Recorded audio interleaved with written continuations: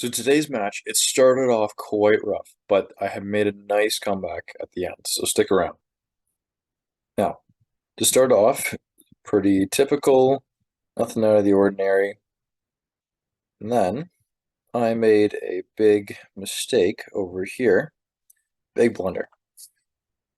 So I should have moved my pawn up to protect my knight, because now he's going to bring in his knight and have three pieces threatening mine. So I'm going to be losing at least a pawn here and weakening my king's side. So, of course, he does as expected. Comes in, comes to threaten it. And with a little exchange, now I'm getting forked as well. So I had to accept that I am trading a rook for a knight. Now, a few moves later, I got to protect my king a little bit more.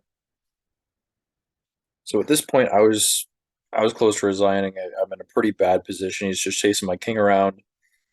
I had to find a way to go on the offensive. That was my only hope. So I moved my queen out here, hoping that I could do queen g7 and just try to threatening his king. He castles. I bring in my rook to f1 to put a double threat on this f7 pawn. A couple standard moves later, he's attacking my king side. Of course, I'm getting a little nervous, so I gotta protect my pieces. Over here, so now he has this nice open file.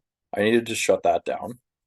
I had two options. I could either put my rook in here and threaten his queen and take that file myself, but after a couple turns, he would just put his rook in there, and I would either have to trade or just let him take the file. So it didn't really seem like they had much of a point, so I just put my bishop there. Also kept the threat open on that f7 pawn, which of course keeps it pinned, so I can move to this space or this space without having to worry about that pawn, which came in very handy later.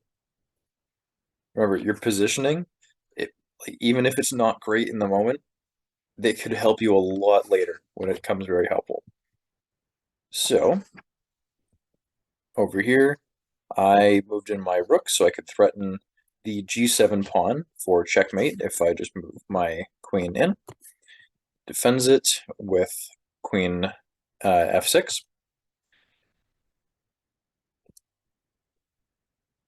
And now here he's trying to open up my king side. I was thinking, well, he might capture my king. I'm going to lose anyways, so I just got to keep threatening him as much as I can. That's also why I'd moved my queen backwards here, just so I can move my rook over next turn, try to get his queen out of there. So it worked.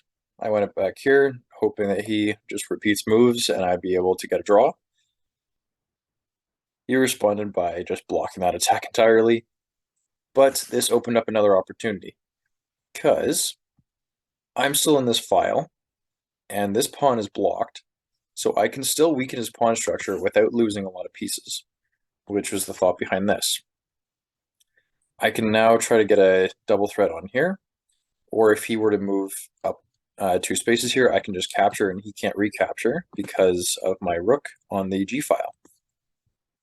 So he captures, and I was like, well, he moves forward, I can just recapture with the bishop. If he takes, I'll just have to move in over here, because if I capture, he's just going to threaten me with the rook and the queen, and it'll probably be mate in, well, a couple moves. So we did as expected. Hook put me in check.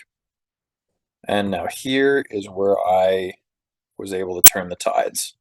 So with him moving his queen to f6, I was able to capture here and not have any consequences, because he can't recapture as my rook is still on the g file.